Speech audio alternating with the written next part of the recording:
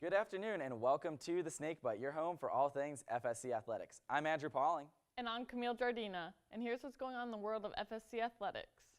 The softball team started off their season with a 2-2 record after splitting doubleheaders against Ursuline and Flagler. Both games against Flagler went extra innings, with the Mocs winning the second game by a final of 3-2.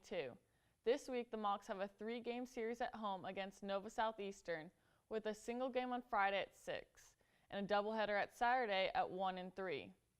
The baseball team had their home opener last Tuesday at Henley Field, and they made the most of it as Carson King, Chase Pilato, and Leo Rodriguez combined to throw the first Mocs no-hitters in 2001. The 3-0 win improved the Mocs record to 3-1 season, and they are back in action this weekend with a 3-game series at USC Aiken.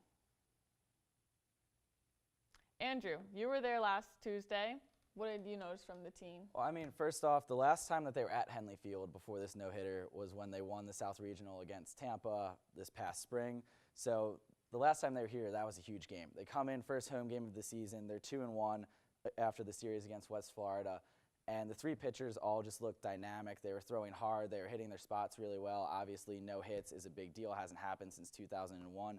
Defensively, they look solid. Zach DeWert had a game-saving catch, or a no-hitter saving catch, in the 8th inning. Nice diving catch out in right field that kept the no-hitter alive, and everyone else looked solid. Jacob Teeter had a couple of RBIs, and overall the team just looked really strong. They looked comfortable, and although it was a 3-0 game, there was never any stress. That's a pretty close game, and they never once looked remotely stressed out on the field.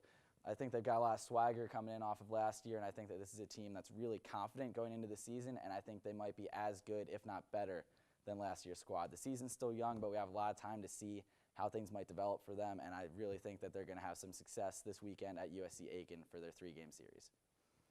Now let's go ahead and check in on basketball. The men's team is now on a 5-game win streak after defeating Florida Tech and Embry-Riddle on Wednesday and Saturday, respectively. This ties the Mocs for their longest win streak of the season and improves their record to 18-4 overall. They are back in action tonight at 7:30 at home against Palm Beach Atlantic. On the women's side of things, the Mocs saw their 17-game win streak snapped after losing to Embry-Riddle on Saturday in their first conference loss of the season. The 83-75 loss puts the Mocs at 20 wins and 2 losses on the season and 13-1 in conference play. Camille, your team takes on Palm Beach Atlantic tonight in that matchup against here at home. What are your expectations? How do you guys plan on bouncing back after your first conference loss of the season? Well, we've just essentially really had to just refocus, reiterate goals.